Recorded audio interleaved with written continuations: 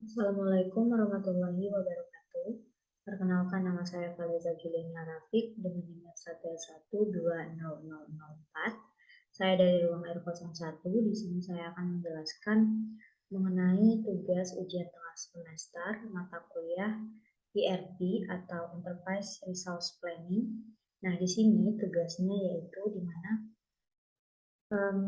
kami diminta untuk memilih salah satu framework ERP yang telah dikembangkan dan diperjualbelikan oleh berbagai vendor.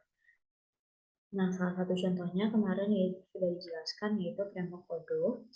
Nah, di sini selain framework Odoo, framework apa saja sih yang ada yang bisa digunakan atau dikembangkan untuk sebuah perusahaan. Kemudian eh, kami diminta untuk membuat sebuah kajian terkait 3 modul yang sudah dipelajari. Di mana modulnya yaitu yang pertama adalah modul sales, marketing, dan CRM. Yang kedua yaitu modul accounting dan finance. Yang ketiga yaitu modul manufacturing. Nah, di sini saya memilih um, satu framework ERP yaitu Dolibar, di mana ini merupakan framework open source ERP dan CRM untuk bisnis. Nah, sebelumnya kita harus tahu dulu apa itu um, framework Dolibar ini. Nah, Dolibar itu sendiri merupakan um, salah satu framework yang open source ERP dan CRM program untuk bisnis Dolibar, di mana Dolibar ini dibuat pada tahun 2009 dan Dolibar ini memiliki organisasi sendiri. Dolibar merupakan platform open source sehingga sangat memudahkan bagi user untuk menyesuaikan model kebutuhan fasilitas yang ada di dalamnya. Kemudian Dolibar ini juga merupakan software open source atau free untuk perusahaan baik yang kecil ataupun menengah, yayasan atau finance, dan ini digunakan yang cocok sesuai dengan kebutuhan mereka. Termasuk fitur yang berbeda ya untuk ERP dan CRM. Tetapi juga ada fitur lain untuk kegiatan yang berbeda pula. Dolibar ini juga dapat menghindari perusahaan dari masalah kehilangan data dan juga memudahkan untuk audit dari semua bisnis atau juga disebut dengan ERP. Nah, selain itu, Dolibar ini juga memiliki beberapa keunggulan, yaitu multi-platform, multi-user, user-friendly, juga terdapat menu manager di dalam Dolibar ini, yaitu back office, menu untuk user, dan front office untuk external user. Kemudian keunggulan yang lain yaitu memiliki beberapa template bersifat modular. Dolibar juga dapat bekerja pada PHP 5.0 atau versi di atasnya. Kemudian Dolibar juga dapat bekerja pada MySQL 4.1 atau versi di atasnya. Selain memiliki keunggulan, Dolibar itu sendiri juga memiliki beberapa kelemahan. Seperti yang pertama yaitu Currencies, hanya ada satu currencies di dalam Dolibar. Kemudian mono company hanya dapat digunakan oleh satu perusahaan. Dolibar juga tidak bersifat accounting dan tidak ada webmail. Nah, selain itu, Dolibar ini juga memiliki beberapa modul sebenarnya. Yang ada modul CRM dan sales, Human Relationship Management, modul CMS Website Post, modul produk dan stok, modul finance dan billing, modul marketing, modul productivity, integration, development. Nah, di sini menurut yang sudah kita pelajari, itu ada CRM dan sales, ada produk dan stok, ada finance dan billing. Pada produk dan stok ini ada manufacturing, kemudian ada marketing. Nah, untuk CRM dan sales, itu ada beberapa bagian, yaitu prospek atau customer, di mana dalam prospek customer ini dapat dilakukan create your prospect or customer. Nah, begini tampilannya. Ada company growth, kemudian dapat meng-create alternatif kontak atau address. Nah, di sini ada kontaknya, ada alamatnya, ada emailnya. Kemudian dapat set status dan potensial of your prospect seperti ini. Nah, itu adalah hal-hal yang bisa dilakukan di prospek dan customer. Kemudian ada juga yang lain seperti opportunities, proposal, sales order, kontrak atau subscription, help atau desk atau tiket. Nah, kemudian untuk modul marketing itu terdapat dua, yaitu email dan surveys. Di mana emailing ini merupakan personalisasi template email yang menggunakan variabel yang akan diganti dengan nilai yang dipersonalisasi untuk setiap penerima. Kemudian untuk surveys itu adalah membuat jejak pendapat untuk menentukan tanggal terbaik untuk rapat, memberikan suara untuk pemilihan atau topik lainnya.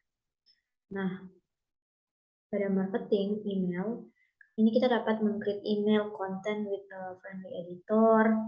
Kemudian kita dapat select your recipient from your exciting data. Kita dapat test your campaign in one click. Kita dapat send your emailing campaign. Duplicate your campaign to quickly restart it later. Dan for future feature. Nah, itu dapat dilakukan pada emailing modul marketing. Kemudian untuk surveys, itu kita dapat meng-create the pool of survey and add the question you want to ask. Nah, kita dapat membuat pertanyaan di sini. Kita dapat menentukan tanggal rapat terbaiknya kapan. Kemudian kita dapat membaca dan mendownload semua pesan yang masuk. Itu dapat dilakukan pada surveys. Nah, selanjutnya itu modul finance dan billing. Itu ada 3 bagian. Yang pertama yaitu billing dan payment. Ini merupakan di mana dilakukan kelola faktur dan pembayaran pelanggan dan pemasok. Kemudian bentuknya seperti ini.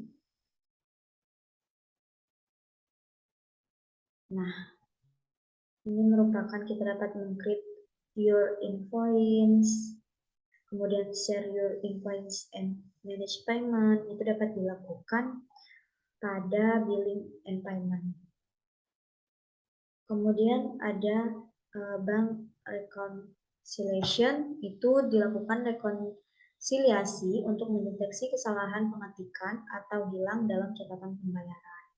Nah, itu dapat dilakukan pada modul finance dan billing ketika ada kesalahan dalam pengetikan atau hilangnya catatan pembayaran.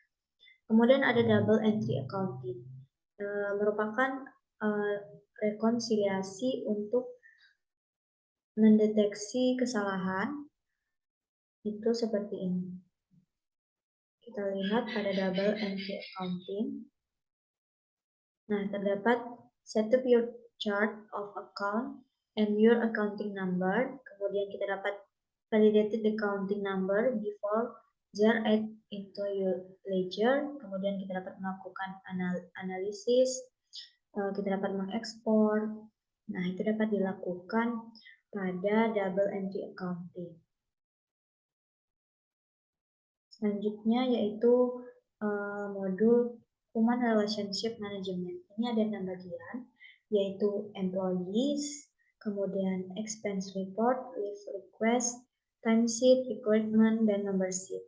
Nah, pada bagian ini ada 6 bagian.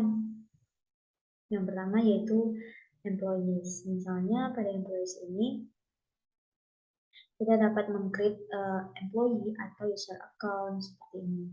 Kemudian kita dapat define the hierarchy of your employee atau user.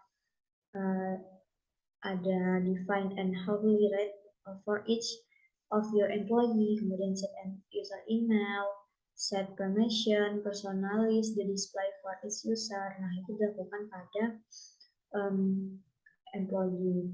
Kemudian ada expense report, leave request, timesheet, ada recruitment. Nah, pada recruitment ini itu kita lihat ada define job position, ada publish your open job position, ada manage the recruitment process.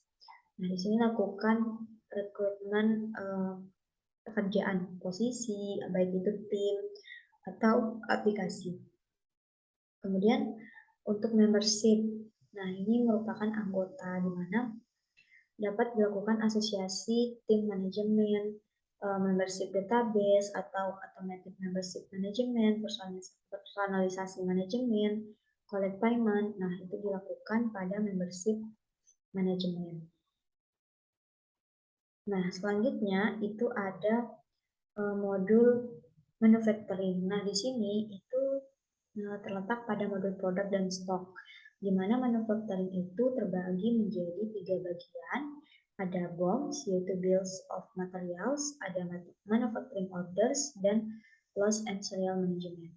Pada Bill of Materials ini dapat dibuat nomenklatur Anda atau pengguna untuk menentukan cara mengonsumsi produk atau layanan mentah untuk menghasilkan produk manufaktur, yaitu kuantitas untuk dikonsumsi, efisiensi, dan dampak stok. Seperti ini.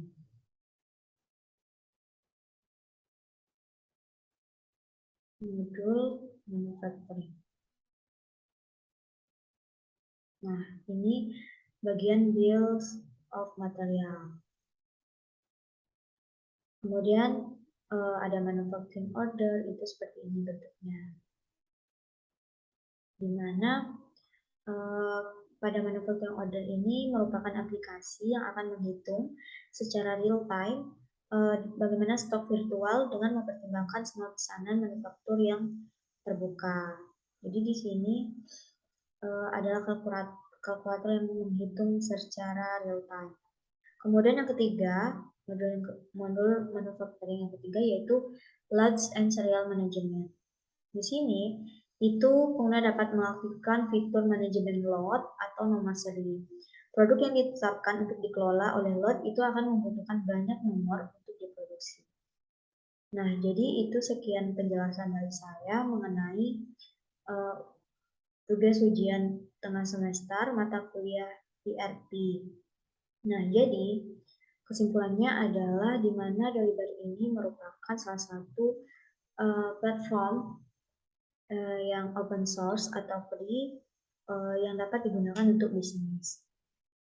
Tidak hanya modul-modul yang sudah dipelajari saja yang terdapat pada Dolibar ini, tetapi juga ada modul seperti CMS Website dan Post, ada modul Productivity, Integration, Development. Nah, ini juga Dolibar termasuk framework ERP yang populer. Nah, itulah sekian penjelasan dari saya. Lebih dan kurang saya mohon maaf. Saya tutup. Wassalamualaikum warahmatullahi wabarakatuh.